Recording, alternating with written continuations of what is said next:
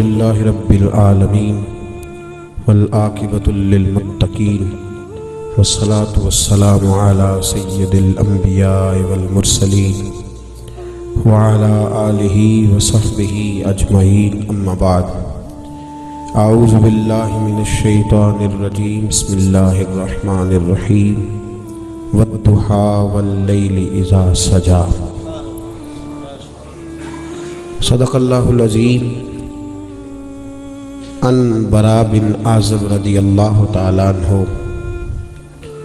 قال کان رسول اللہ صلی اللہ تعالیٰ علیہ وسلم احسن الناس وجہا واحسنہم خلقا، رواہ البخاری و مسلم۔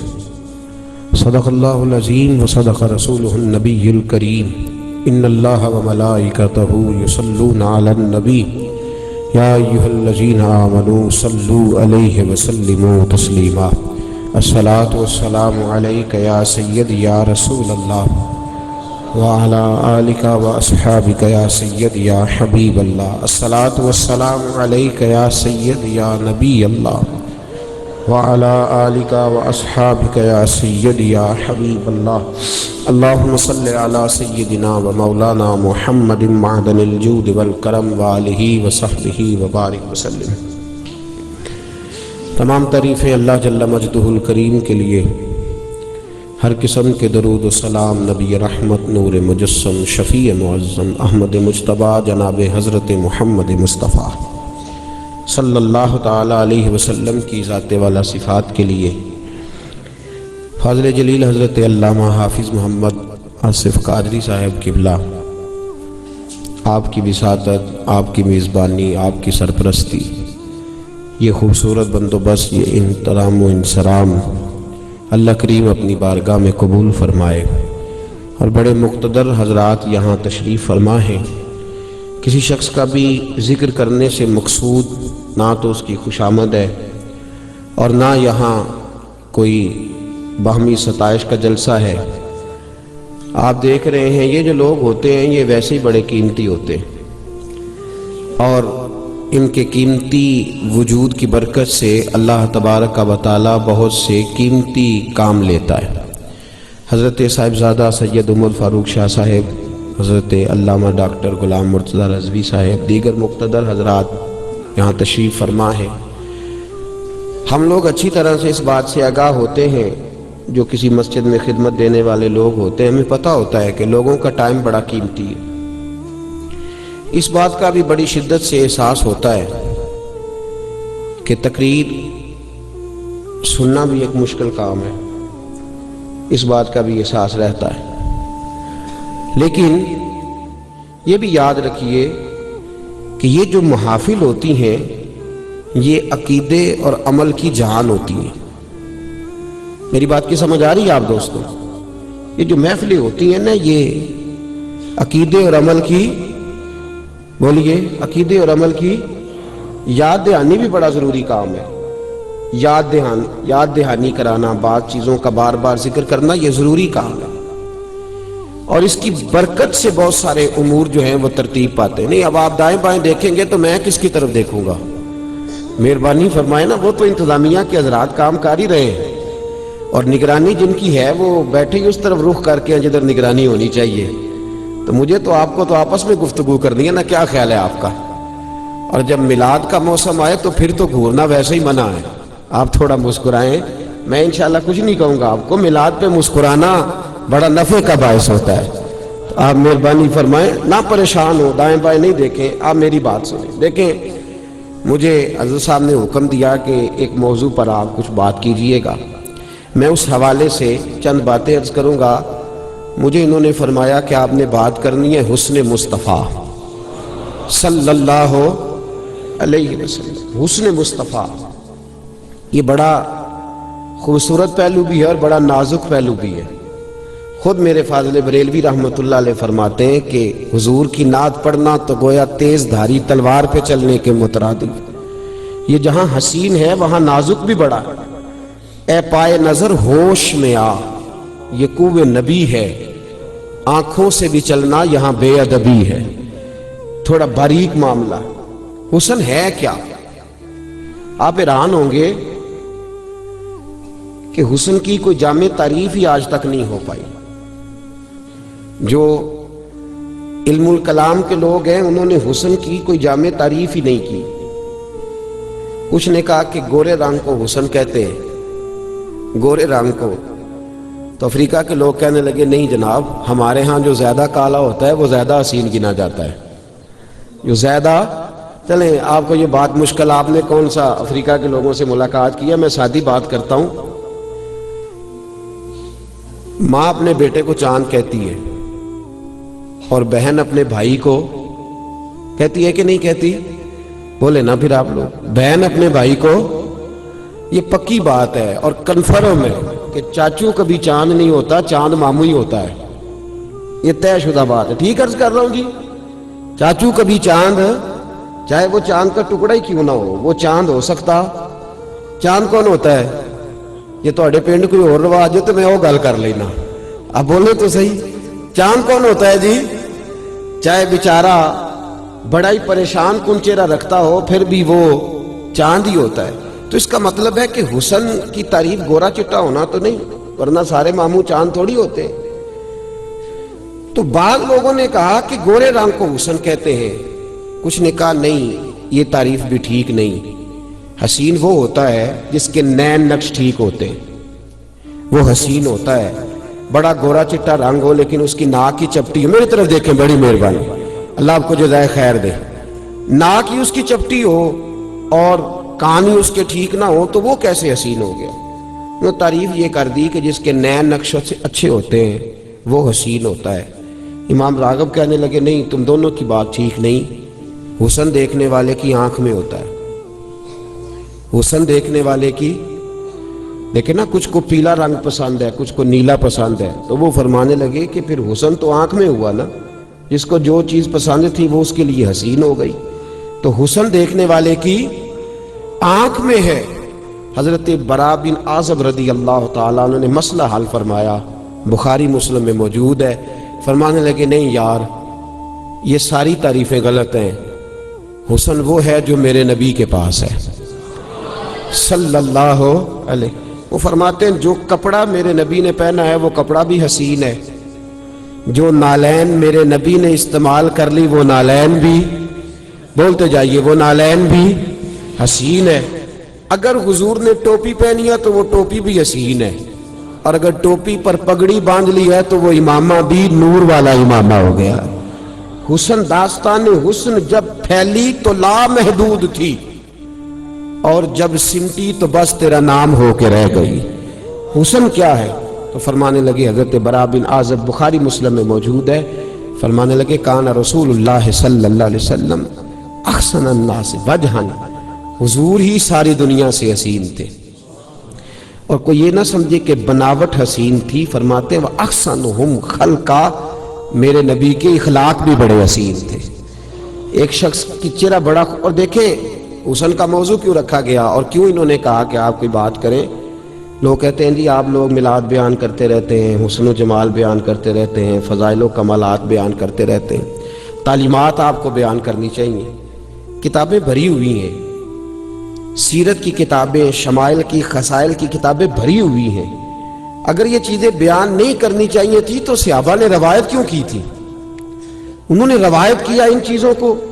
جو پڑھے لکھے حضرات ہیں وہ توجہ فرمائیں, انہوں نے ان چیزوں کو پہلے روایت کیا, ایک دوسرے کے آگے بیان کیا. اور کن لوگوں کے آگے بیان کیا؟ صحابہ نے تابعین کو بتایا.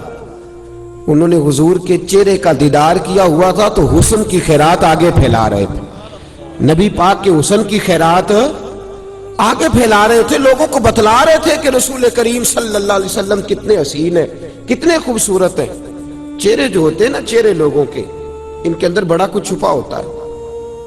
خود نبی کریم صلی اللہ علیہ وسلم نے فرمایا ہے, بخاری مسلم میں موجود ہے, فرمایا اللہ کے ولی کی بھی تعریف یہ ہے کہ تم دیکھتے اس کا چہرہ ہو پر تمہیں خدا یاد آ جاتا ہے.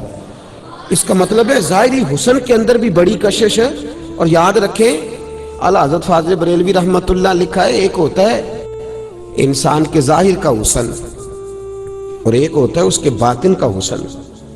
آپ فرماتے ہیں اگر اس کے افکار اچھے ہوں اس کی گفتار اچھی ہو، اس کا اخلاق اچھا ہو اور اس کا ذوق اچھا ہو اور وہ سوچ اچھی رکھتا ہو اور دل کا اچھا ہو، تو آپ فرماتے ہیں اللہ اس کے باطن کے حسن کو تقوی بنا کے اس کے چہرے پر بھی جاری کر دیتا ہے۔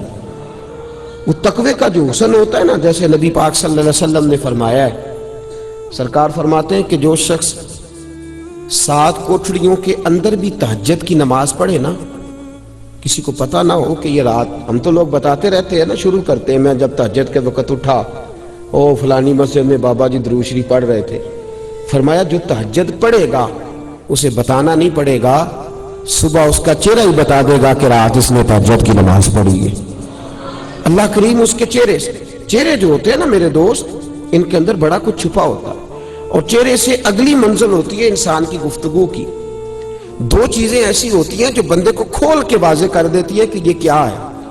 حضرت علی شیر خدا رضی اللہ تعالیٰ عنہ فرماتے ہیں انسان اپنی زبان کے نیچے چھپا ہوتا ہے، جب تک بولتا نہیں بچا رہتا ہے، بولتا ہے تو کھل جاتا ہے کہ یہ کیا ہے، یہ کس طرح کا ہے، کس نظریے کا، کن افکار کا مالک ہے۔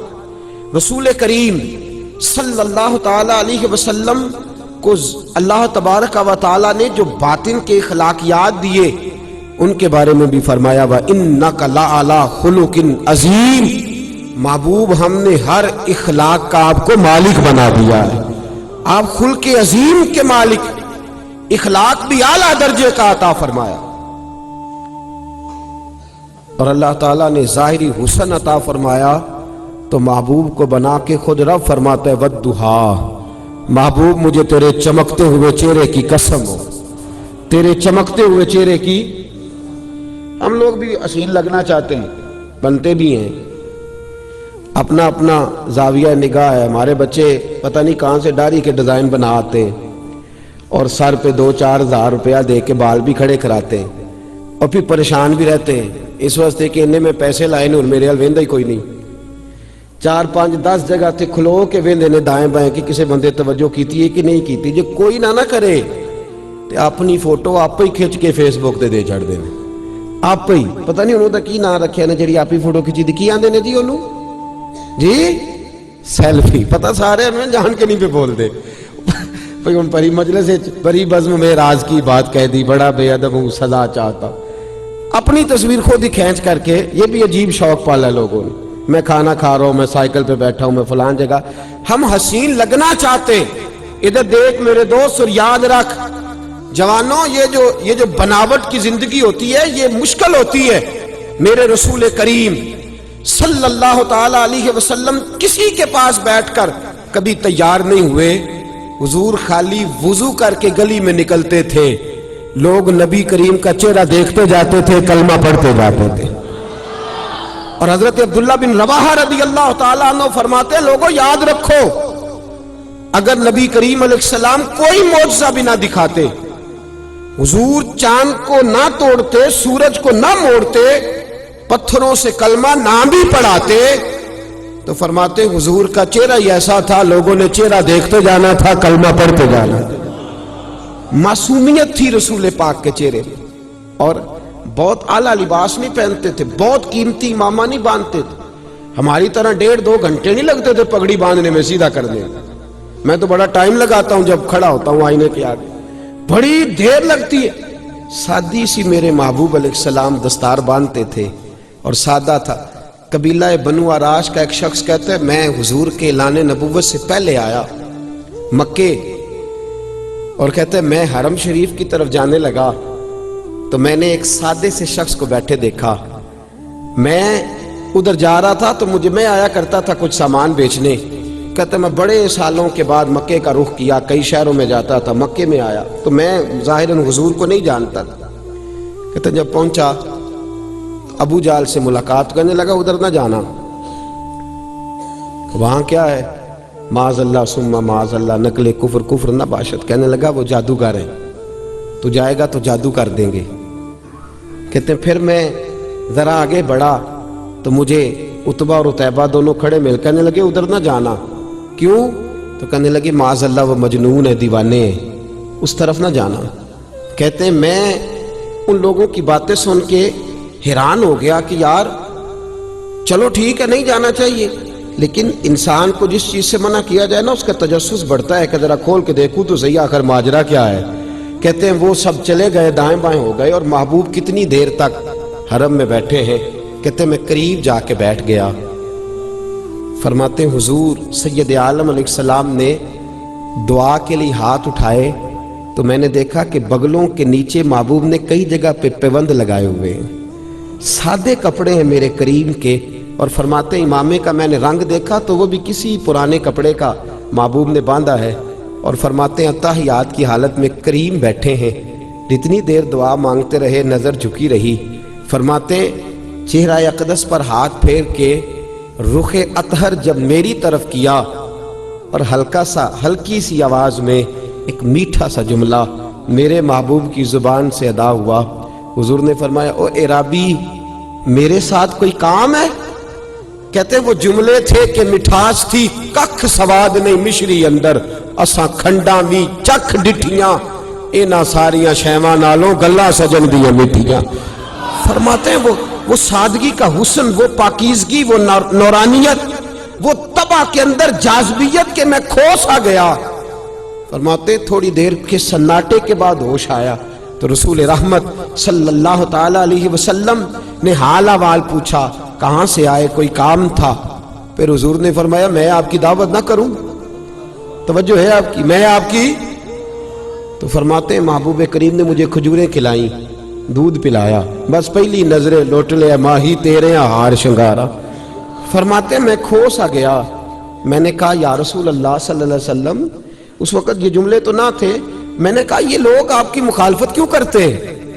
تو محبوب کریم علیہ السلام نے فرمایا میں اللہ کا رسول بن کے جو تشریف لایا ہوں، مجھے اللہ نے اپنا محبوب جو بنایا ہے، تو فرمایا کہ میری مخالفت کرتے ہیں۔ کہتے ہیں حضور کی زبان اطہر سے وہ جملے نکلے اور سیدھے جا کے میرے دل پہ بیٹھ گئے۔ کہتے ہیں میں نے کہا حضور پھر آپ کیا کرتے ہیں؟ تو کہنے لگے میں لوگوں کو کلمہ پڑھاتا ہوں۔ تو کہتے ہیں کوئی تعارف نہیں، کوئی ملاقات نہیں۔ میں نے کہا مجھے بھی کلمہ پڑھا دے، میں بھی مسلمان ہونا چاہتا ہوں۔ یہ جو سادگی ہوتی ہے نا، سادگی، یہ بھی انسان کا حسن ہوتی ہے۔ یہ ہمیں ہمارے نبی کریم صلی اللہ علیہ وسلم نے سکھائی ہے۔ تکلف والی جو زندگی ہوتی ہے مشکل ہوتی ہے۔ جو بندہ انتظار کر رہا ہوتا ہے نا کہ میں باہر کھڑا رہوں، دو چار لوگ آئیں اور مجھے ذرا سا وہ پریشان رہتا ہے، وہ اندر بھی آتا ہے تو ٹینشن، یار کوئی کھڑا ہی نہیں ہوا۔ کسی شخص نے دیکھے نا، مجھے ایک ساتھی کہنے لگے جناب میں آ گیا واپس اس واسطے کہ سورے پروٹوکول ہی نہیں دین دے۔ میں کہ بچے عزت نہ مانگ کے لئی دیے تے نہ کھو کے لئی دیے۔ عزت کہتے ہی اسے ہے کہ انسان کا مزاج ہی ایسا ہو، اس کی عزت کرنے کو انسان کا دل چاہے، اس کی طبیعت۔ رسول کریم علیہ السلام کا جو حسن تھا ظاہری اور باطن کا، اس نے لوگوں کو قریب کر لیا۔ اور چہرہ انور کا حال یہ تھا کہ نبی کریم علیہ السلام جب کسی سے گفتگو کرتے نا تو نبی پاک علیہ السلام اس کے چہرے پر نظر ٹکا کے بات نہیں کرتے، حضور نظر جھکا کے بات کرتے، اور جتنی دیر حضور گفتگو کرتے ان میں سے 2-3 دفعہ چہرہ مبارک اٹھاتے اور اس شخص کا چہرہ دیکھتے اور پھر اس کے ساتھ اور دیر تک باتیں سنتے رہتے، تھوڑی باتیں کرتے۔ خوبصورتی یہ چہرے کا یہ عالم تھا کہ صحابہ کرام علیہم رضوان فرماتے ہیں جب حضور بات کرتے تو نبی کریم کے مقدس دانتوں میں چھوٹا سا سوراخ تھا، جب حضور بولتے تو اس سوراخ سے نور نکلتا اور مسجد نبوی کی دیواریں روشن ہو جایا کرتی تھی۔ مسجد نبوی کی دیواریں، اور اعلیٰ حضرت رحمت اللہ تعالیٰ علیہ نے بھی کیا خوب فرمایا، فرمانے لگے جس کے گچھے سے لچھے جڑے نور کے، گچھے سے لچھے جڑے نور کے، ان ستاروں کی نزہت پہ لاکھوں سلام، اور ان کی باتوں کی لذت پہ بے حد درود، ان کے خطبے کی ہیبت پہ لاکھوں سلام۔ نبی پاک صلی اللہ علیہ وسلم کے پاس جو خوبصورتی تھی اور سرکار دو عالم صلی اللہ تعالی علیہ وسلم کے چہرے پر جو نور چھلکتا تھا اور جو پاکیزگی ظاہر ہوتی تھی، حضرت سیدنا کعب بن مالک رضی اللہ تعالیٰ عنہ فرماتے ہیں میرا یہ خیال تھا کہ حضور کا چہرہ چاند کا ٹکڑا ہے، حضور کا چہرہ۔ حضرت ابو ہریرہ رضی اللہ تعالیٰ عنہ کی روایت ساتھ امام زرقانی لائے، کہنے لگے حضرت ابو ہریرہ کی بات بھی سنو۔ وہ کہتے ہیں چاند کا ٹکڑا نہیں تھا، بلکہ رسول کریم صلی اللہ علیہ وسلم کا چہرہ دیکھتے تو لگتا تھا کہ چاند سورج تو طلوع ہی حضور کے چہرے سے خیرات لے کے ہوتے، حضور کے چہرے میں چمکا کرتے تھے۔ ادھر حضرت جابر بن سمرہ رضی اللہ تعالیٰ عنہ بولے اور وہ کہنے لگے تم دونوں کی رائے اپنی جگہ، میں گیا تھا ایک دن محبوب کریم سے ملنے اور نبی کریم علیہ السلام آرام فرما تھے، سرخ ہلے دار چادر حضور نے اوڑھ رکھی تھی، 14ویں رات کا چاند بھی چمک رہا تھا۔ فرماتے ہیں میں وہاں کھڑا کبھی چاند دیکھتا، کبھی چہرہ مصطفیٰ دیکھتا، کبھی دیکھے نا یہ چیزیں کتنا دین کا حسن ہے کہ صحابہ کرام علیہم رضوان ان کے تذکرے کر رہے ہیں، ان کو بیان کر رہے ہیں، اور محدثین کرام ان سے حدیثیں لے کر جرح کر کے اس پر بحث کر کے ان حدیثوں کو جمع کر کے امت تک پہنچا رہے ہیں۔ آج لوگ اس عنوان کو ہی چھوڑ گئے ہیں، لوگوں نے یہ تذکرہ ہی کرنا چھوڑ دیا ہے۔ حضرت سیدنا جابر بن سمرہ رضی اللہ تعالیٰ عنہ فرماتے ہیں میں کبھی چاند دیکھتا، کبھی چہرہ مصطفیٰ دیکھتا۔ فرماتے ہیں میں دیکھتا رہا اور بالآخر میں نے یہ فیصلہ کیا چاند سے تشبیہ دینا یہ بھی کوئی انصاف ہے؟ چاند تو ہے داغدار، میرے آقا کا چہرہ صاف ہے۔ فرماتے ہیں میں نے فیصلہ کیا کہ نبی پاک کا چہرہ چاند سے بھی زیادہ حسین ہے۔ میرے دوستو، میرے جوانوں، یہ عشق مجازی کا دور ہے اور آپ سوچ نہیں سکتے کہ آگ کتنی گہری لگ گئی ہے۔ سوچ بڑے بڑے معزز گھروں تک یہ آگ آن پہنچی، بڑے بڑے معزز، اور آپ 2015 گزر رہا ہے تو تجزیے آ رہے ہیں، صرف پنجاب میں ان لوگوں کی تعداد لاکھوں میں ہو گئی ہے جو مرضی سے شادی کرنے لگے۔ اور آپ کو کبھی ٹٹولنا پڑے، میں تو فیس بک استعمال نہیں کرتا، میرے عزیز کرتے، وہ مجھے دکھاتے رہتے ہیں کچھ چیزیں۔ آپ کبھی اس آگ کو ڈھونڈ کر کے دیکھیں تو حسن مجازی پر اشعار اور حسن مجازی کی بات، اور میری ملت کا جوان، چند دن پہلے ایک لڑکا انتقال ہوا تو اس کی اخبار پر تفصیل آئی اس کے مرنے کی، تو کہا وہ عشق مجازی کے چکر میں ایسا کھویا کہ پورے پنجاب میں وہ حسن کا پرستار بن کے پھرا، اور کئی کوٹھوں پہ وہ گیا اور کئی جگہ کی گندگی اس نے سمیٹی، بالآخر اتنا بیمار ہوا کہ قبر کی دیوار تک چلا گیا۔ اس دور کے ملا نے بڑا ظلم کیا ہے، اس نے کہا ہے کہ رسول پاک صلی اللہ علیہ وسلم تو میرے جیسے ہیں، نبی پاک صلی اللہ علیہ وسلم تم معاذ اللہ تعالیٰ عام انسان جیسے ہیں۔ اس نے ظلم کیا ہے۔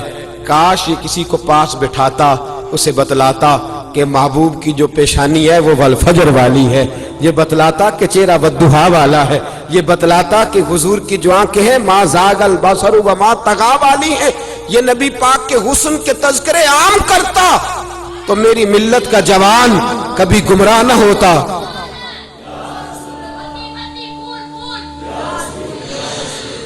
کبھی بھی گمراہی ہماری ملت کے جوانوں کے پلے نہ پڑتی، بلکہ رسول پاک صلی اللہ علیہ وسلم کی حسن کی بات اور حضور سید عالم صلی اللہ تعالی علیہ وسلم سے ملنے کو یہ بے چین رہا۔ دیکھیے نا، ہم تذکرہ پڑھتے حضرت اویس کرنی رضی اللہ تعالیٰ اور تذکرہ کرتے ہیں حضرت اویس کرنی کا۔ اس شخص کا اگر آپ انداز ملاحظہ کریں حضرت اویس کرنی کا، تو وہ تڑپ کس چیز کے لیے رہے؟ حرم کعبہ کے لیے، بولیے، صفا مروہ کی سعی کے لیے، حجر اسود کی استلام کے لیے، مقام ابراہیم پہ نفل پڑھنے کے لیے۔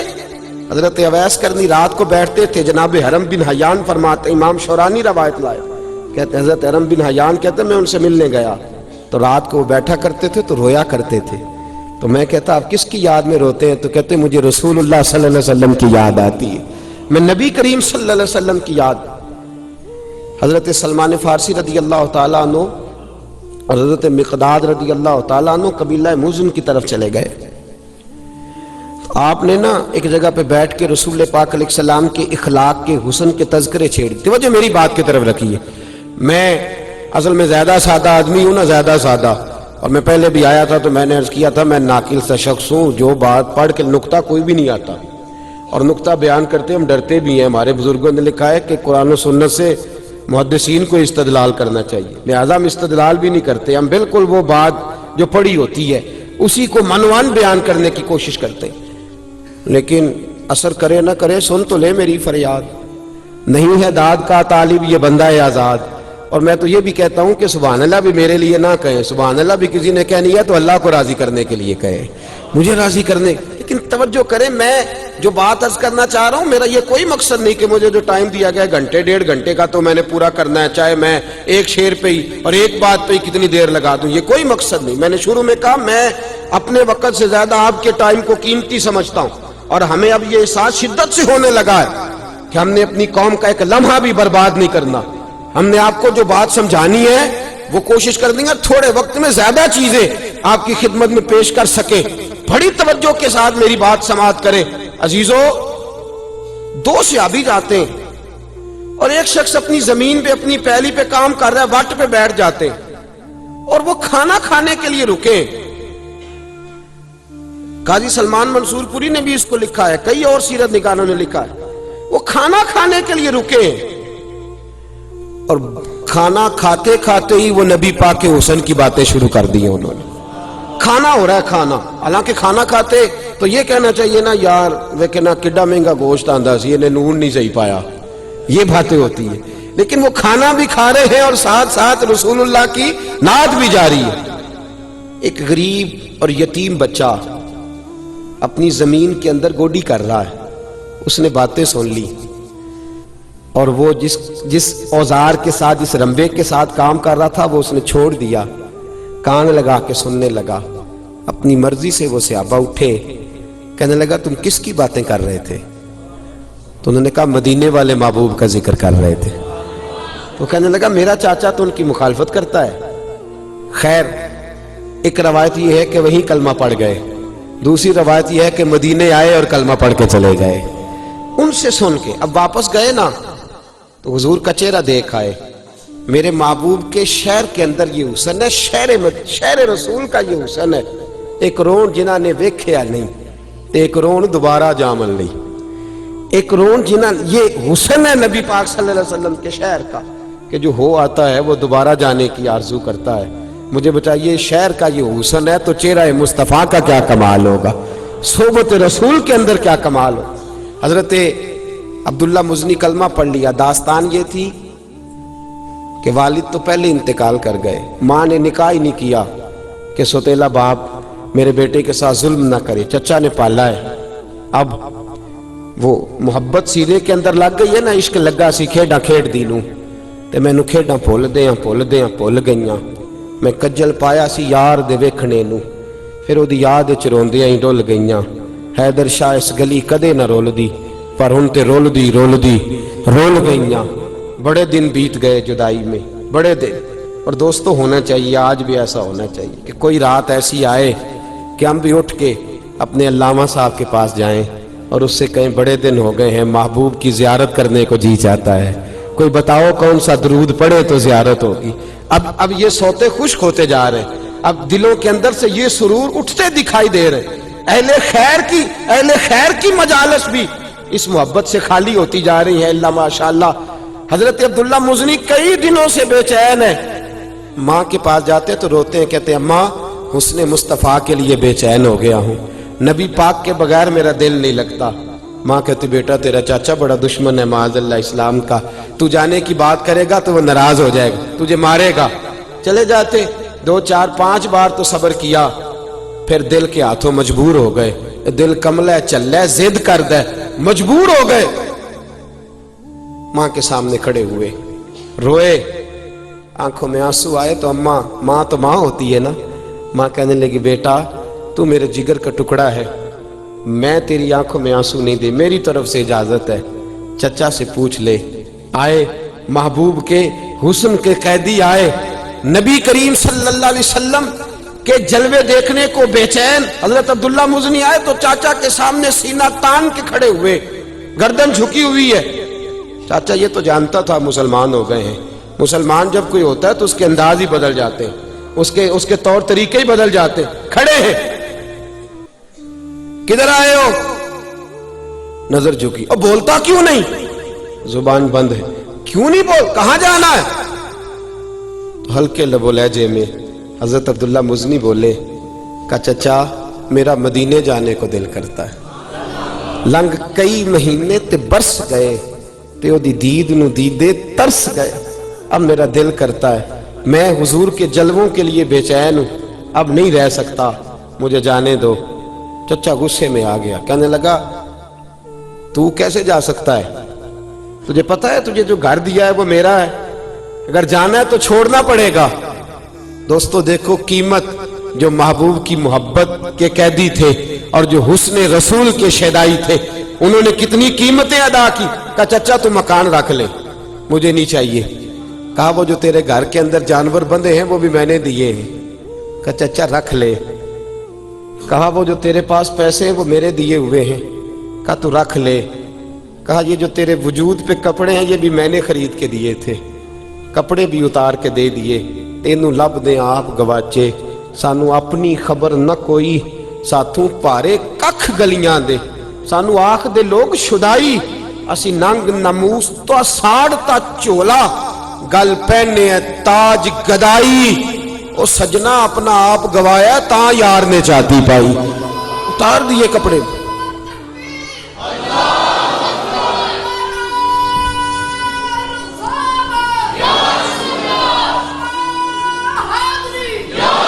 अब निकले माँ के पास गए और कहते हैं अम्मा मैं एक दिन पहले भी नंगा पैदा हुआ था तो तूने कपड़े पहनाए थे, तो मैं फिर नंगा हो गया, देख मेरी तरफ। तो माँ होती है ना, दो औरतों वाले कपड़े दिए, पहने, मदीने आ गए, मेरे महबूब करीम सल्लल्लाहु ताला अलैहि वसल्लम की बारगाह में रहने लगे। सादे से हैं। एक दिन ऊंची आवाज में अल्लाह अल्लाह कर रहे थे, हजरत उमर ने डांट दिया, फरमाया आहिस्ता जिक्र किया कर, तुझे पता नहीं जब लोग करीब बैठे हो तो ऊंचा जिक्र नहीं करना चाहिए। आंखों में आंसू आ गए और एक कोने में बैठ कहने लगे मैंने हुजूर को नहीं बताना, अब हम हर बात ही नबी पाक को बता के परेशान। कोने में बैठे फरमाते जब नबी करीम आए ना मस्जिद में और सरकार मिंबर पे बैठे तो मैं सामने बैठा था। अपना को मिल जाए तो दुख ताजे हो जाते हैं ना, तो मैं तो हुस्न का कैदी था। कहते चेहरा हुजूर का देखा तो ये चेहरा ऐसा था जो जख्मों पे मरहम लगाया करता था। फरमाते हैं चेहरा वद्दुहा देखा तो मेरी आंखों में आंसू आ गए, पर करीमा तेरे भी कुर्बान जाए, हुक्म देते तो मैं सर के बल आता, लेकिन हुजूर ने मिंबर छोड़ा और जहां मैं बैठा था वहां हुजूर आए, कंधे पकड़ के खड़ा किया, सीने से लगाया। कहते मैं खोल के रोया। हुजूर ने फरमाया क्या हुआ? या रसूलल्लाह कुछ भी नहीं, मेरी गलती थी, उमर ने डांट दिया है, आपने मना जो किया था कि करीब को बैठा हो तो ऊंची तिलावत भी ना करो, तो मैं जिक्र कर रहा था, फारूक आजम ने डांट दिया। पर मैं बुलाओ ना उमर किधर है, बुलाओ ना जरा उमर किधर है। हजरत उमर आए तो नबी पाक ने फरमाया उमर और कोई ऊंचा जिक्र किए करे तो डांट देना, लेकिन मेरा अब्दुल्ला करे तो तूने नहीं डांटना। तुम्हें पता नहीं ये मेरे जलवों की खातिर कितनी तकलीफें बर्दाश्त करके आया है, कितनी तकलीफें सह के आया है। सहाबा कहते हैं फिर हमने इसका एक और हुस्न भी देखा, इस शख्स का एक और रंग भी देखा, जे तू चढ़े आउते दार भी नहीं, जे तू विकया इश्क बाजार भी नहीं, एडा सस्ता सौदा प्यार भी नहीं, एडा सौखा लभदा यार भी नहीं। कई जंगल गाने पैंदे ने, कई दोजख लंघने पैंदे ने, जो इस मुल्लों भी मिल जावे एदू सस्ता होर व्यापार भी नहीं। कुछ समझ नहीं आउंदी लोकां नूं, ओ कादे नाल शहीद करे, डिठी यार दे हथ तलवार भी नहीं, पर ओदा खाली जांदा बाहर भी नहीं। फरमाने लगे हुजूर ने फरमाया इसको नहीं डांट। सहाबा कहते फिर उनका इंतकाल हुआ, मदीने में इंतकाल हुआ। फरमाते इतना नबी पाक को रोते कभी नहीं देखा जितना हुजूर आज रोए। और फरमाया हुजूर जनाजे के साथ चले तो एक कदम यहां रखते दूसरा हटा, महबूब ये क्या है? फरमाया फरिश्ते ही इतने ज्यादा आए हैं जनाजे में, फरिश्ते इस कसरत से आए हैं। हजरत अब्दुल्ला मुजनी की कब्र तैयार थी, जनाजा मुकम्मल हो तो फरमाया सरकार ने लगता है तुमने कब्र ठीक नहीं बनाई, ये है हुजूर के हुस्न के कैदी, उनको अजर क्या दिया जा रहा है, लगता है ठीक नहीं बनाई। हुजूर पहले कब्र में उतरे, फिर बैठे, फिर कब्र में लेटे। सहाबा कहते हमने कहा अब्दुल्ला तेरे नसीबों पे कुर्बान जाए, तुझसे क्या हिसाब होगा, सारी रहमतें तो पहले तेरे कब्र में पहुंच गई, सारी रहमतें तो पहले तेरी कब्र में। हुजूर मुफ्ती आजम हिंद शहजादा आला हजरत रहमतुल्लाह अलैह फरमाते इश्क सरकार की एक शम्मा जला लो दिल में। कितनी बोले? इश्क सरकार की एक शम्मा जला लो। कहां? बोलिए जी, नहीं सारे बोले कहां जलानी है? وہ کیسے چلے گی؟ کبھی کبھی آنسو صرف نبی پاک کے لیے آئے، کبھی کبھی رات کو اٹھ کے بیٹھے تو کوئی پوچھے جناب کیا ہوا، بیوی پوچھے کیا ہوا، بچے پوچھیں کیا ہوا، تو آپ کہیں میرا مدینے جانے کو دل کرتا ہے۔ یہ سوتے ہونے چاہیے۔ یہ ہمارے بزرگ ہمیں درس دیتے تھے، عشق سرکار کی ایک شمع جلا لو دل میں، بعد مرنے کے قبر میں بھی اجالا ہوگا۔ اور اعلیٰ حضرت رحمت اللہ علیہ فرماتے ہیں لحد میں عشق رخ شاہ کا داغ لے کے چلے، اندھیری رات سنی تھی چراغ لے کے چلے۔ تو نبی پاک صلی اللہ علیہ وسلم کے حسن سے محبت کرنے والے، دیکھیے نا بخاری میں موجود ہے، صحابہ کہتے ہیں ہماری کوشش ہوتی تھی پہلی صف میں نماز پڑھیں، ثواب زیادہ ہوتا ہے، اور ماننے لگے نہیں ثواب بھی ہوتا ہے لیکن ہم تو پہلی صف میں اس لیے نماز پڑھتے تھے کہ نماز بھی ہوتی رہے گی، چہرہ ودعا کا دیدار بھی ہوتا رہے گا، یہ تلاوت بھی ہوتی رہے گی، یہ تلاوت بھی ہوتی رہے گی۔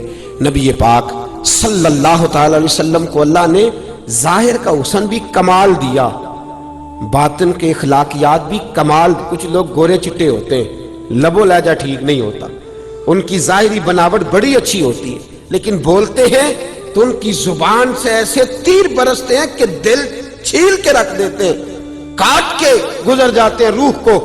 میرے محبوب کا ظاہری حسن بھی کمال کا تھا، اخلاق بھی کمال کا تھا، محبوب پاک علیہ السلام کے انداز کمال کے تھے، بس تیری صورت تیری سیرت زمانے سے نرالی ہے، اور تیری ہر ایک ادا پیارے ادائے بے مثالی ہے۔ یہ جو چہرے کی معصومیت ہوتی ہے، میں شروع میں عرض کیا یہ نیکیوں کی وجہ سے ہوتی ہے۔ انسان جب تقوی اختیار کرتا ہے نا، ہم نے بہت سارے بزرگوں کو دیکھا ہے، وہ گورے چٹے نہیں تھے، گھورا رنگ نہیں تھا، سانولے تھے، لیکن ان کے باطن کے حسن نے ان کے چہرے کو نور علی نور کر دیا۔ فیض مجسم علامہ فیض احمد صاحب ویسی رحمت اللہ علیہ کا رنگ گھورا سفید نہیں تھا، لیکن اگر کوئی ان کو امامہ باندھے اور جبہ پہنے دیکھتا تھا تو دیکھتا ہی رہتا تھا۔ حضرت علامہ الحاج ابو داؤد محمد صادق صاحب رحمت اللہ علیہ، آپ کیا جان سکتے ہیں کہ وہ بڑی دیر تک حجام کے پاس بیٹھے رہتے ہو، یا 5-10 جگہوں سے انہوں نے کریمیں خرید کے رکھی ہوئی تھی، لیکن جو چہرہ دیکھتا تھا وہ دیکھتا ہی رہ جاتا تھا۔ ان بزرگوں نے وہ جو تقوی کا نور تھا وہ ان کے، اور بڑے بڑے لوگ ڈرتے کیوں تھے؟ ڈرتے ہیں لوگ سچے آدمی سے، ڈرتے ہیں پاکیزہ اخلاق آدمی سے، اس کے کردار کے حسن سے ڈرتے ہیں۔ باتوں سے کون مرعوب ہوتا ہے؟ باتیں تو چند منٹوں کی ہوتی ہیں، پھر انسان کچھ دیر کسی کے ساتھ گزارتا ہے، اس سے آگاہ ہو جاتا ہے کہ یہ آدمی کتنے پانی میں۔ تو نبی کریم صلی اللہ علیہ وسلم کے چہرے کی پاکیزگی نے، آپ کے اعضاء کے حسن نے، لب و لہجے کی خوبصورتی نے لوگوں کو گھائل بھی کیا، مائل بھی کیا، اور دین کی طرف لوگوں کی توجہ بھی کرائی۔ حضرت طارق بن عبداللہ رضی اللہ تعالیٰ عنہ فرماتے ہیں میں حضور علیہ السلام کو نہیں جانتا تھا ظاہراً، اور میں اپنے قبیلے کے ساتھ، ہم لوگ جا رہے تھے تجارت، اس دور میں لوگ تجارت کرنے جاتے تھے تو ہوٹل تو ہوتے نہیں تھے، تو خیمے بھی ساتھ رکھتے تھے، کھانا بھی ساتھ رکھتے تھے، خشک چیزیں لے جاتے تھے، جہاں قیام کرتے تھے وہاں کھانا پکاتے تھے، خیمہ لگاتے تھے، قیام کرتے۔ فرماتے میں جا رہا تھا، ہم لوگوں نے پڑاؤ کیا ہوا تھا مدینہ منورہ کے قریب، ایک دن ہم نے دیکھا نبی پاک صلی اللہ علیہ وسلم کو تشریف لاتے ہوئے، حضور تشریف لا رہے، اور فرماتے ہیں نبی پاک صلی اللہ علیہ وسلم جب تک ہمارے قریب آئے تو حضور علیہ السلام کی وہ خوبصورتی، وہ جھکی ہوئی نظریں، وہ نبی پاک صلی اللہ علیہ وسلم کا بڑا معصومانہ انداز، اور فرماتے لباس حضور کا اس دور کے لحاظ سے بظاہر قیمتی نہیں، لیکن بڑا اجلا لباس، بڑا صاف ستھرا لباس، اور بڑی خوشبو میں دور سے استقبال کرتی ہیں۔ فرماتے ہیں آ کے نبی کریم صلی اللہ علیہ وسلم کھڑے ہوئے، ہمارے پاس ایک سرخ رنگ کا گھوڑا تھا یا اونٹ تھا، فرماتے ہیں نبی پاک صلی اللہ علیہ وسلم کو وہ پسند آ گیا۔ توجہ ہے آپ کی میری بات؟ بس کرا جی، یہ ساری رات جنی تو تقریر میں آندی نہیں، میں انہی کو کر دی جنی کو میرے آندی ہے، لیکن جو بات عرض کر رہا ہوں آپ کی توجہ ہے میری بات؟ کوئی پریشانی تو نہیں آج آپ کو؟ جی تسی دائیں بائیں بڑا ویندے ہو، میں پریشان ہو جانا بھی پتہ نہیں کدھا پہ انتظار کر دینے۔ آپ مہربانی فرمائے میری بات سنیں، میری طرف دیکھیں سنیں۔ حضرت طارق بن عبداللہ فرماتے ہیں حضور آ گئے، اور پورے قبیلے میں سے نا، حضرت بلال حبشی ساتھ، فرماتے پورے قبیلے میں سے ایک بندہ بھی سرکار کو نہیں جانتا، اور ہم تاجر بھی ہیں، تاجر سمجھدار ہوتے ہیں اور تجارت کے معاملے میں کسی شخص کی بھی ذرا برابر حرکت کو قبول نہیں کرتے۔ کہتے سید عالم صلی اللہ علیہ وسلم کھڑے ہوئے تو اونٹ حضور کو پسند آ گیا، نبی پاک نے فرمایا بیچو گے؟ کہتے سردار کو آگے لگایا سودا کرنے کے لیے، یعنی سیانوں میں سے جو سیانوں کا سردار تھا، ہم تاجروں میں سے بھی جو ہمارا سردار تھا اس کو کہا سودا کر۔ کہتے سودا طے ہوا، 9 دینار میں سودا ہو گیا۔ نبی کریم علیہ السلام نے سیدنا بلال حبشی رضی اللہ تعالیٰ عنہ سے فرمایا لگام پکڑو اونٹ کی، چلو۔ کہا بھئی میں شہر میں جا کے پیسے بیچتا ہوں۔ فرماتے ہیں سرکار کا رخ انور ہوا مدینے کی طرف اور خرامہ خرامہ حضور جانے لگے۔ جتنی دیر سرکار کھڑے رہے لوگ اداؤں میں ہی اتنے کھوئے رہے کہ کوئی اور بات یاد ہی نہ آئی، کھوئے رہے حضور کی باتوں میں، نبی پاک صلی اللہ تعالی وسلم کے حسن و جمال میں ایسے محب ہوئے کہ کچھ یاد ہی نہ رہا۔ جب ذرا آگے چلے گئے تو ایک شخص بولا، کہنے لگا سردار صاحب آپ سیانے بندے ہیں، اس شخص کو جانتے ہیں جس کے ہاتھ آپ نے اونٹ بیچا ہے؟ کہا کوئی نہیں جانتے۔ کہا آپ نے بیچ دیا، نہ نام پوچھا نہ ایڈریس پوچھا، ایسے دے دیا ہے؟ اوہو خیال ہی نہیں رہا یار، خیال ہی نہیں رہا۔ ان کی باتوں کی لذت پہ بے حد درود اور ان کے خطبے کی ہیبت پہ لاکھوں سلام۔ فرمایا خیال ہی نہیں رہا۔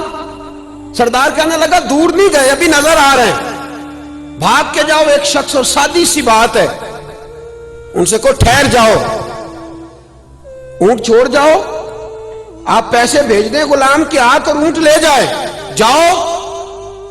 کہتے سردار نے بندہ دوڑایا تھا، ابھی بندہ دوڑنے لگا اس کی بیوی بول گئی پردے کی اوٹ سے، اندر سے اس کی خاتون اندر با پردہ خیمے کے کہنے لگی ٹھہر جاؤ، کوئی نہ پیچھے جائے۔ کہا کیوں؟ اتنے پیسے ہیں، 9 دینار بڑی رقم ہوتی ہے، نہ آئے تو؟ کہنے لگی نہ آئے تو میں دے دوں گی، نہ آئے تو میں دے دوں گی۔ کہا آپ جانتی ہیں؟ کہنے لگی نہیں۔ کہا قبیلے کی خبر ہوگی؟ کہا نہیں۔ کہا ولدیت کا پتہ ہوگا؟ کہا کچھ بھی نہیں۔ تو فرمایا کس بات پر ضمانت دے رہی ہو؟ تو کہنے لگی تم نے تو قریب کھڑے ہو کے دیکھا ہے، میں نے پردے کی اور سے دیکھا ہے، آج تک ایسا معصوم چہرہ نظروں سے گزرا ہی نہیں ہے، ایسا حسن کبھی آنکھوں نے دیکھا ہی نہیں ہے، تم نے دیکھا نہیں اس کے انداز کیسے تھے۔ وہ جب تک کھڑے رہے نظریں جھکی رہی، وہ جب تک بولتے رہے دھیرے دھیرے بولتے رہے، وہ جب بات کرتے رہے تو دل میں اترتے رہے۔ کہا تم کتنی باتیں کرتے تھے؟ وہ قریب میں ایک آدھ بات کا جواب دیتا تھا، ککھ سواد نہیں مشری اندر، کھنڈا می چکھ ڈٹھیاں، اے نا ساریاں شیواں نالوں گلاں سجن دیاں مٹھیاں۔ فرمایا اتنا حسین لہجہ کبھی تم نے دیکھا ہے؟ وہ تو نور سے ملتا جلتا شخص تھا، وہ تو لگتا تھا کہ آسمان بھی جھک جھک کے اسی کا نظارہ کر رہا ہے۔ فرمایا جب تک وہ کھڑا رہا ہوا بھی رکی رہی، جب تک وہ ٹھہرا رہا فضا بھی تھمی رہی، یوں لگتا تھا کہ کائنات ساری اسی کا طواف کر رہی ہے۔ فرمایا ایسا حسین آدمی بھی جھوٹا ہو سکتا ہے، اتنا خوبصورت چہرہ بھی غلط ہو سکتا ہے۔ فرمایا قسم ہے مجھے اپنے معبودوں کی، وہ سچا ہے، خبردار کوئی پیچھے نہ جائے، پیسے آ گئے تو ٹھیک ورنہ میں دے دوں گی۔ کہتے ہیں حضرت طارق بن عبداللہ رضی اللہ کہتے ہیں ہم بیٹھے رہے انتظار کرتے، چند گھڑیاں گزری تو سیدنا بلال آئے اور فرماتے ہیں یہ بھی عجیب مست شخصیت ہے، یہ بھی عجیب نور کا پالا شخص ہے، فرشتے بھی کرتے ہیں تعظیم میری، فدا ہو کہ ان پر یہ عزت ملی ہے۔ فرماتے ہیں پیچھے نا باندھ کے کچھ چیز ہوئی ہے اور مست آ رہے ہیں۔ فرمایا آتے ہی کہا یہ لو 9 دینار، یہ لو 9 دینار، اور پیچھے سے رومال کھولا، کہنے لگے یہ تمہارے 9 دینار ہیں اور یہ کریم رسول نے کھجوریں بھیجی ہیں، تمہاری دعوت فرمائی ہے، چلو کھجوریں کھاؤ، چلو کھجوریں کھاؤ۔ تو کہتے نہ کسی کا کھجور کی طرف خیال ہے نہ پیسے کی طرف خیال ہے۔ کہتے بلال وہ تھے کون؟ بلال وہ تھے کون؟ تو مجھے میرا محبوب نہیں ڈٹھا جنوں ویکھ کے چند شرماوے، جے رکھے ہاتھ پھلاں وچ ہاتھ پھلاں دا مان وداوے، ادھی راتی چند چڑھ جاندے جدو جلوہ فرماوے۔ فرمایا تم نہیں جانتے آمینہ کا گود پالا ہے، حلیمہ نے دودھ پلایا ہے، ابو طالب اس کی بلائیں لیتے گئے ہیں۔ فرمایا مکے میں جب بارشیں نہیں ہوتی تھی تو لوگ میرے محبوب کو حرم میں بٹھا کے मुस्तफ़ा के हुस्न का वसीला देते थे, रब बारिश अता फरमा दिया करता था। मेरे दोस्तों,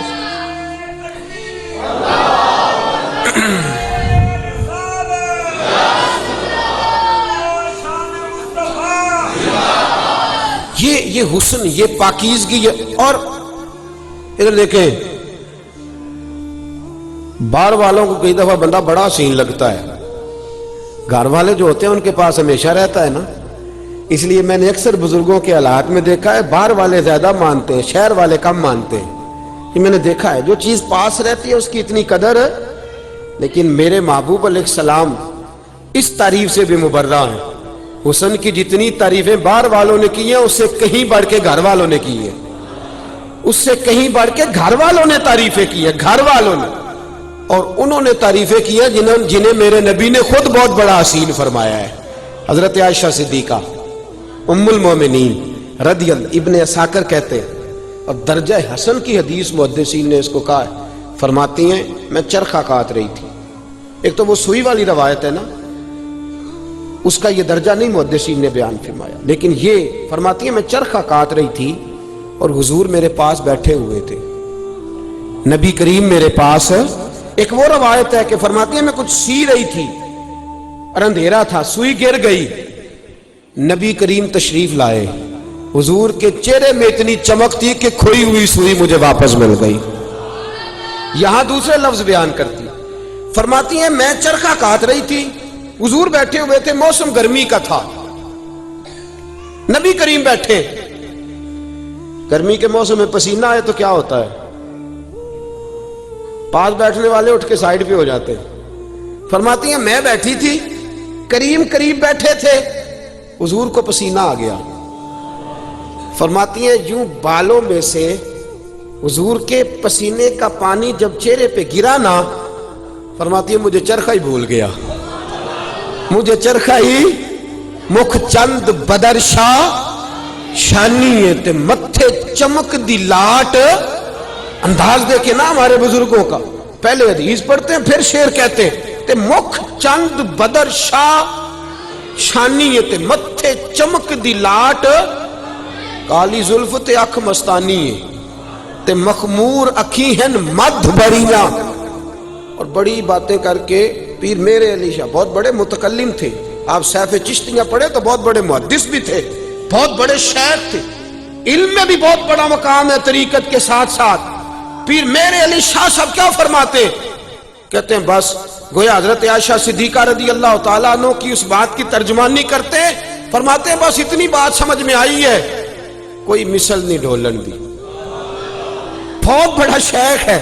और हमारे पास तो बातें खत्म हो जाती है ना, इन लोगों के पास तो इल्म लदुन्नी होता था ना, जितनी बात चाहते कह सकते, लेकिन क्या कहते, कहते हैं कोई मिसल नहीं, चुप कर मेरे अली, इत्तेजा नहीं बोलन दी बात। मेरे फाजले बरेलवी क्या फरमाते हैं, फरमाते हैं लेकिन रजा ने खत्म सुखन इस पे कर दिया, बस खालिक का बंदा खल्क का आका कहूं तुझे, खालिक का बंदा खल्क का।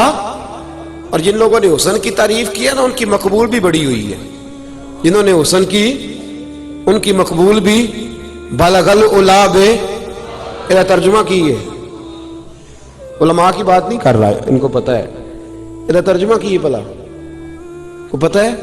हमारे वजीराबाद में ना एक महफिल में था, तो एक बाबा जी ने पढ़ा, मुझे बड़ा मजा आया। मैं कहा बाबा जी तर्जुमा की, मौलवी जी तर्जुमा छो, स्वाद वेखो किन्ना है, तर्जुमा छो, ਇਹਦਾ स्वाद वेखो किन्ना। बलगल उलाबे कमाल ही कशफत दुजाबे जमाल ही हसनत जमीयो और सल्लू अलैहि। उसी कमाल देखो, देखे ना हजरत सान बिन साबित की नात है, वह अहसन मिन कलम तरकत्तु ऐनी। बच्चे बच्चे को याद हो गई। तर्जुमा क्या है, हमें क्या पता क्या तर्जुमा है, क्या जरूरत है। वह अहसन मिन कलम तरकत्तु ऐनी, तर्जुमा ये है कि हज़रत हसन कहते हैं सोनिया दुनिया बड़ी देखी है पर तेरे जैसे नहीं देखा, कोई मिसल नहीं। यही बात वो फरमा रहे हैं। अहसन मिन कलम तरकत्तु, कहते हैं अजमल मिन कलम तालिदिन निसा, सोनिया देखता भी कैसे, तेरे जैसा किसी माँ ने जाना ही नहीं, तेरे जैसा किसी माँ ने। तो ये क्या कर रहे हैं सहाबा, ان کو کہنا چاہیے تھا نا جی تسی اللہ دے بندیو کیڑے کام لگ گئے ہو, تسی کوئی تفسیر بیان کرو کسی آیت دی. آپ نے کیا شروع کر دیا ہے؟ اور بیان کہاں کر رہے ہیں؟ مدینے میں کھڑے ہو کے میرے نبی کے سامنے, رسول پاک کے سامنے بیان کر رہے ہیں. حضرت حسان بن ثابت نے جب بیان کر لیا تو میرے نبی نے کیا فرمایا؟ اپنے کندھوں سے چادر اتاری اور حضرت حسان بن ثابت کو عطا فرمائی. اور میں آپ کو حوالہ دکھاؤں گا کہ حضرت ابو بکر صدیق حضور کے حسن کی تعریف کرنے والے حضرت حسان بن ثابت کے گھر جا کے ہر مہینے نذرانہ دے کے آیا کرتے تھے. ہر مہینے. جن دنوں سیدہ عائشہ صدیقہ رضی اللہ تعالیٰ عنہ پہ معاذ اللہ بہتان لگا ہے نا, تو حضرت حسان بن ثابت بھی کبھی ان لوگوں سے دوستانہ تھا, محلے داری تھی. تو شبہ ہوا بعض لوگوں کو کہ شاید آپ بھی اس معاملے میں ملوث ہیں. تو حضرت ابو بکر صدیق والد تھے نا, انہوں نے اس مہینے جا کے خدمت نہیں کی حضرت حسان بن ثابت کی. نبی کریم نے بلایا, فرمایا تجھے پتہ ہے حسان ماڑا بندہ ہے, تو گیا نہیں خدمت کرنے؟ عرض کی حضور مجھے پتہ چلا ہے وہ بھی ان کے ساتھ اٹھتے بیٹھتے. تو محبوب نے فرمایا تو حسان کی خدمت اس لیے کرتا تھا کہ وہ تیری اور تیرے گھر والوں کی تعریفیں کرے؟ کہا حضور نہیں, میں تو اس لیے خدمت کرتا تھا کہ وہ آپ کے حسن کی تعریفیں کرتے. تو فرمایا وہ تو کام وہ اب بھی کر رہا ہے, وہ کام وہ. پھر حضرت ابو بکر صدیق گئے, دروازے پہ دستک دی. حضرت حسان فرماتے ہیں مجھے پتہ پہلے بھی چلا تھا کہ یار مجھے ایسا نہیں کرنا چاہیے, تو ان لوگوں نے سلام بھی نہیں لینی چاہیے تھی جو سیدہ پاک کے بارے میں ایسی بات کرتے. فرماتے ہیں آئے, دروازے پہ دستک دی, میں باہر آیا. ابو بکر صدیق نے وہ نذرانہ 2 مہینے کا کٹھا نکال کے میرے آگے رکھا تو میری آنکھوں میں آنسو آ گئے. میں نے کہا ابو بکر تیری دلیری اور تیرے حوصلے پہ قربان جاؤں, یہ رنگ کیا ہے؟ میں آج کے بعد ایسی حرکت ان لوگوں سے ملوں گا نہیں, معافی چاہتا ہوں. تو سیدنا صدیق اکبر کہنے لگے تیری موج ہے, جس سے مرضی مل جس سے مرضی گل, بس ایک خیال کرنا میرے نبی کی تعریفیں کرتے رہنا, میرے محبوب صلی اللہ علیہ وسلم کے حسن کی بات میرے عزیز یاد رکھ. صحابہ کا یہ وظیفہ تھا. دوستو اب تو ہمارے جوان کو ہمارے نعت خانہ آ کے شور ڈالتے ہیں, کہتے ہیں وہ ساڑھے نال رال کے پڑھو. ایک کیویں رال کے پڑھن, ان ذوق ہی نہیں نعت دا, ایسا پایا ہی نہیں. ایسے بھی معذرت کے ساتھ بہت ساری نعتیں تو وہ پڑھی جاتی ہیں مینوں بڑے دھیان نہ سننی پیندی بھی وچوں آندے کی پے نے. نعت تو اللہ خیر کرے عبادت ہے نا جی, نعت پڑھنا نبی پاک کا ذکر عبادت ہے. اس عبادت کو اس حال میں کیا جاتا ہے کہ سمجھ نہیں آتی ہمارے ساتھ بن کیا رہا ہے. نعتیں پڑھی جاتی تھی, پڑھنے والا بھی رویا کرتا تھا, سننے والا بھی رویا کرتا تھا.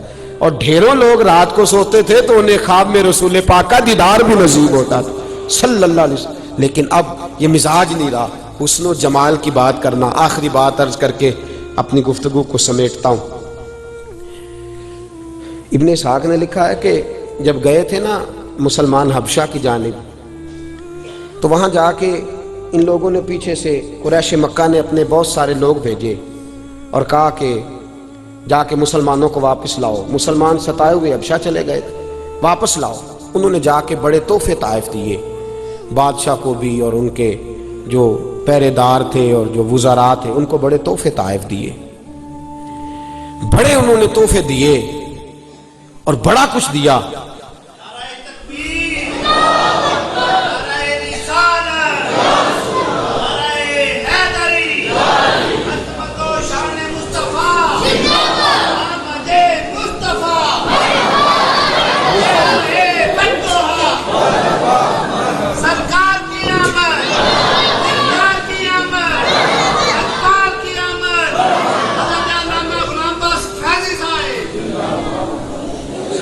اپنی بات کو اختتام کی طرف لے کے جا رہا ہوں. فرماتے ہیں کہ جب بہت ساری انہوں نے جا کے وہاں باتیں کر لی نا, اور بس بیٹھ جائیے میری بات سنیے, وقت کی نزاکت کو سمجھیے. فرماتے ہیں کہ انہوں نے بڑے طائف دیے, جو طریقہ ہوتا ہے رشوتیں بھی دی, بڑا کچھ کیا, اور ان لوگوں نے اپنے حق میں بادشاہ کو قائل کیا. اور بات کرنے والی ہوتی ہے نا, جیسے آج لوگ سیرت لکھتے ہیں تو سیرت لکھتے ہیں معاذ اللہ تعالیٰ ثم معاذ اللہ 40 سال پتہ ہی نہیں تھا, اور وہ تو ہم جیسے تھے, وہ تو اچانک وہی آ گئی, پھر سنبھالی نہیں جاتی تھی, پھر کامتے ہوئے گھر آئے. تو پڑھنے والے نوجوانوں پہ اس کا کیا اثر پڑے گا؟ توجہ ادھر دیکھیے میری طرف. بات جو ہوتی ہے نا اس کے 2 پہلو ہوتے ہیں, 2 پہلو ہوتے ہیں. کوئی کس رنگ میں بیان کرتا ہے, کوئی کسی رنگ میں بیان کرتا ہے. اس انداز میں بھی سیرت ہوتی. تو انہوں نے جا کے جو نبی پاک کا خاکہ پیش کیا نا ابشا کے بادشاہ کے سامنے، وہ یہ پیش کیا کہ دیکھو جی 2 بھائی تھے اور اچھے بھلے وہ بتوں کی طرف لگے ہوئے تو انہوں نے ایک کو توڑ دیا ہے.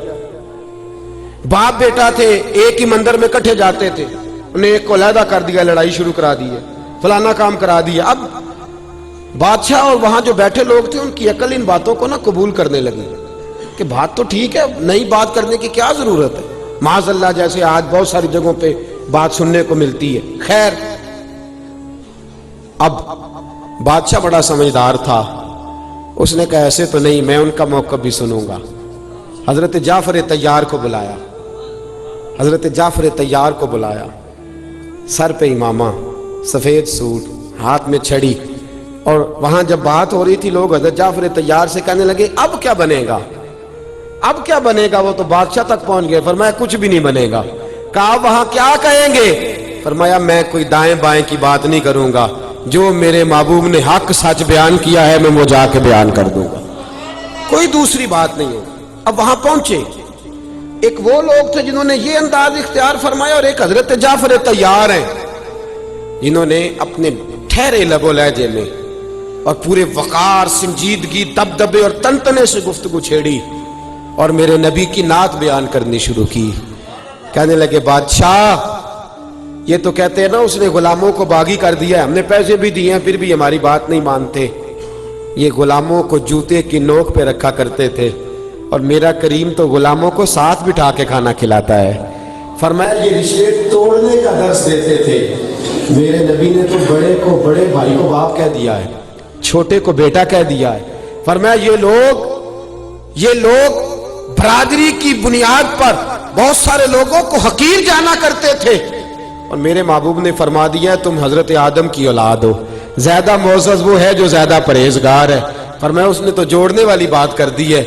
صحابہ کہتے ہیں نبی پاک کا ذکر کرتے کرتے جیسے ہی حضرت جعفر کی آنکھوں میں آنسو آئے، ہم نے بادشاہ کی آنکھوں میں بھی آنسو دیکھ لیے. رسول کریم کے حسن کی، جمال کی بات ہمارے بزرگوں نے کی ہی اس درد کے ساتھ ہے، اس لگن کے ساتھ ہے، اس گہرائی کے ساتھ، کہ اس بات کو کرتے کرتے انہوں نے سینوں میں محبت رسول اتار دی ہے. سینوں میں آپ دیکھیں نا، ہمارے بزرگ نعت سن کے رویا کرتے تھے اور ان کے پاس بیٹھے مجمع پر بھی رکت طاری ہو جایا کرتی تھی.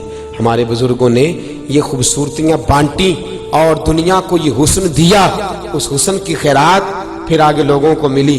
سید ایوب علی رضوی صاحب رحمۃ اللہ علیہ فرماتے ہیں، اعلیٰ حضرت فاضل بریلوی رحمۃ اللہ علیہ کے بارے میں، آپ فرماتے ہیں کوئی نبی پاک صلی اللہ علیہ وسلم کی نعت پڑھنے لگتا تھا تو فاضل بریلوی اٹھ کے جاتے تھے، پہلے وضو کر کے آیا کرتے، فرماتے تھے تازہ وضو کر کے آ رہا ہوں، ایک وضو موجود ہے پھر تازہ کر کے آ رہا ہوں اس لیے کہ میں نے ذکر رسول سننا ہے. اور فرمایا جتنی دیر حضور کی نعت پڑھی جاتی ہے اتحیات کی حالت میں بیٹھے رہتے. یہ ہمارے بزرگوں نے ہمیں محبوب کے حسن و جمال کے تذکرے کرنے اور سننے کی بابت باتیں سمجھائی ہیں. آج تو بڑی ساری خشکی ہمارے اپنے لوگوں کے اندر آتی جا رہی ہے اور ہمیں خود بڑی پریشانیوں کا سامنا کرنا پڑ رہا ہے. میں اکثر کہتا ہوں اتنا ہمارے لنگر پہ غیروں کو اعتراض نہیں اتنا ہمیں خود ہے، اتنی ہماری محفل پہ غیروں کو شکوہ نہیں اتنا کسی کو ضرورت ہی کوئی نہیں بات کرنے کی، اسی ساریاں آپ ہی کر لینے ہیں، خود ہی ہم اتنی باتیں کر لیتے ہیں، کسی کو حاجت ہی نہیں ہوتی. تھوڑا تھوڑا سمجھیں، نعت کے قریب آئیں. فاضل بریلوی کی دیکھیں نا، حضور مفتی اعظم ہند کا کتنا سادہ کلام ہے، حبیب خدا کا نظارہ کروں میں پھر دل و جان ان پر نثارہ کروں. کتنی سادی بات. کہتے ہیں جس دن میں نے جلوہ والضحیٰ دیکھنا ہر چیز ہی حضور پہ لٹا دے گی، دل و جان ان پر وارہ کروں میں. اور پھر فرماتے ہیں فرشتے جو پوچھے میرا دین و ایمان، قبر میں جا کے کیسی ترجمانی ہے، فرشتے جو پوچھے میرا دین و ایمان تمہاری ہی جانب اشارہ کروں میں. میرے دوستو یہ ذوق ہمیں ہمارے بزرگوں نے دیا ہے. اللہ کی بارگاہ میں دعا کرتا ہوں رب کریم ہمیں اپنے بزرگوں کے سینوں سے نکلے ہوئے اس عشق رسول صلی اللہ علیہ وسلم کے فیضان کو سمیٹنے کی توفیق عطا فرمائے. آمین. ہمیشہ مدحت خیر الانام میں گزرے. دعا ہے یہ عمر درود و سلام میں گزرے. وآخر دعوانا